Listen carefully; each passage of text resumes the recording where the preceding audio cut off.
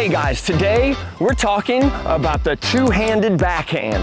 Listen, you know one of the oldest strategies in tennis is to do what? Hit it to the other player's backhand. Why? Because most of our backhands, they're either inconsistent or at best they're just weak, and so they fall short and they set the other player up, but it does not have to be that way. So today we're going to be looking at the fundamentals of a really solid backhand so that we can help to transform yours from a liability into a weapon. So if you're ready for that, sit back and buckle up because we are jumping on in. All right, now the first position is simply called the ready position because this is the position we need to be in order to field the oncoming ball. And there's two elements to it. The first one has to do with your grip. What grip should you be using, or how should I be holding the tennis racket for a two-handed backhand? Well, that's really simple, okay? To get that grip, take your right hand and put the racket in your right hand. Take your left hand and put your hand against the strings, kind of like you're clapping, and drag that hand down to the top of the grip. This is called the Eastern forehand grip. This is very much like a left-handed forehand because a two-handed backhand for a righty is very similar to a left-handed forehand. However, we're also going to take our right hand and then just put it right on top. What that's going to give you is the continental grip. This is also called the hammer grip. It's the grip you largely serve with. It's the grip we volley with, so it's very handy. So on the left hand, we have that Eastern forehand. On the right hand, we have the continental. And then from here, all we're going to do is we're going to get in a really good, strong, athletic ready position, which means we're going to split and then have our feet wider than our shoulders, ready to spring, ready to turn into action.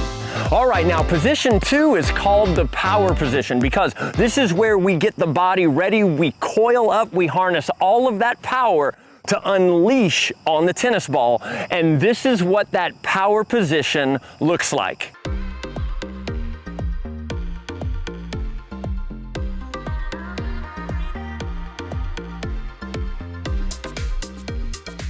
All right, now let's take note of Djokovic's strong power position here. If you notice, he is turned sideways. His chest is facing the left fence. His hips are facing the left fence. He is looking over his shoulder with his right shoulder lower than his left one, and his chin is pinned to the shoulder. Also notice his right hand is straighter, not stiff, but it's straighter like this. His left hand is slightly bent. The racket head is above the hands and the back leg is loaded. All right, now the big question is, how do we go from the ready position to get into that beautiful power position? Well, there's a few things that happen all very quickly, but it all starts off with, once you split step, what I want you to do is that left leg, that left foot has to turn out. You have to pivot that thing out.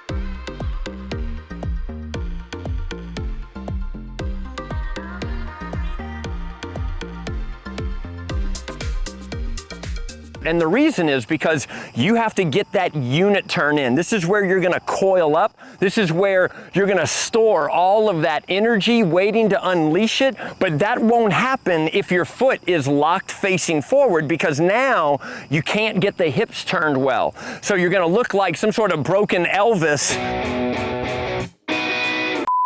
So we have to open up that hip by stepping out, which is then going to allow us to turn sideways and bring the racket back and point that racket to the back fence. Now, some people point it straight back at 6 o'clock. A lot of modern pros nowadays actually keep it out more to the 6:30. I don't care where, 6 o'clock, 6:30, whatever that is fine. But we have to turn the foot out. We pivot out, we load the back leg, we bring our arm straight, slightly bent left arm, we bring that back here, and now we're looking over with that racket pointed back. Also notice the strings are facing the same way your chest is. All right, now for our third position, we have to get from our power position to our contact in a smooth way. And this is where things get really technical. When you are in your power position right here, what's gonna happen is that your left leg will initiate the kinetic chain. You've probably heard so much about the kinetic chain, and it is massive because the idea is we want the larger muscles doing the most work. All right, so from the power position, your leg fires and that right hand pulls. When that right hand pulls, the racket flips, the head goes down close to the calf, and I come on through and I swing up the hill to a beautiful contact point. Now notice, now my left arm is extended and my right arm is slightly bent. Now there are at least 4 different ways to hit this. You could hit with both arms straight. You could go left arm straight, right arm bent. You could go the opposite. You could even theoretically do 2 arms bent. All of them have their strengths. A lot of it has to do with body type and timing. But my favorite, I think the best platform model is when you go from a straighter right arm, bent left arm in the power position, and then you pull in and it switches. It switches to like this, where your straighter left arm, bent right arm.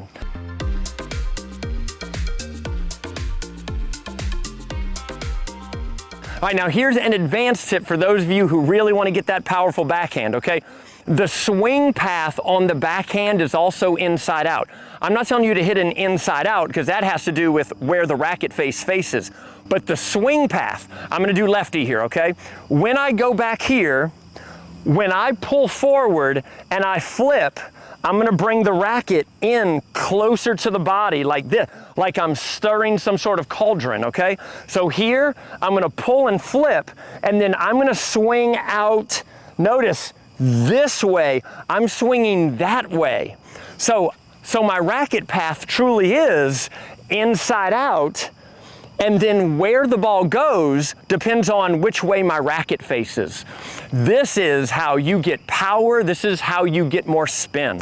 All right, so now we're at the contact position. We only have one more thing to do, and that is let gravity do its thing. When you are doing your beautiful new two-handed backhand, you're from the power position. You come through, you swing through, bam, look at that contact point. I want you to swing. Let your racket go long and through and wrap it around all the way up here.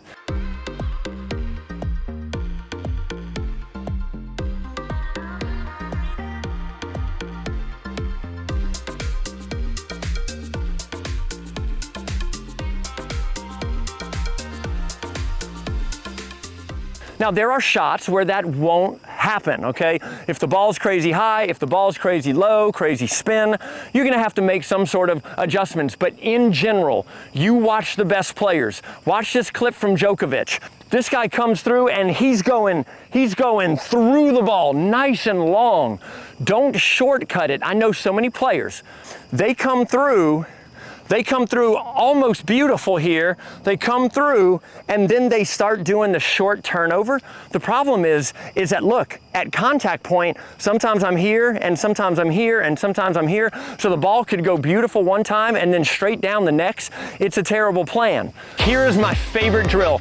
I use this all the time. In fact, I used it this morning for a player whose backhand was virtually non-existent. By the end of that hour lesson, this young lady was ripping backhands with beautiful spin, great depth. It always works because it's just simple, okay? All right, so what you're gonna do is take your racket and get that Eastern forehand grip, slide it on down there to the top of the grip. What I want you doing is going out and then feeding and hitting beautiful top spin left-handed forehands. I know, don't freak out. It's really not that bad, okay? Start here, drop it, and beautiful topspin forehands, high finish. After you get the feel for it, what I want you to do is alternate. What I mean is, you're gonna hit one as a lefty, and then the second one, add your right hand on and keep the same feel. Keep the left-handed feel, and then both of them do that. You do this drill until you feel comfortable with those two hands, and I promise you, you're gonna feel a lot better. You're gonna notice more spin, more power, more depth. It's really gonna help you. So, give it a try.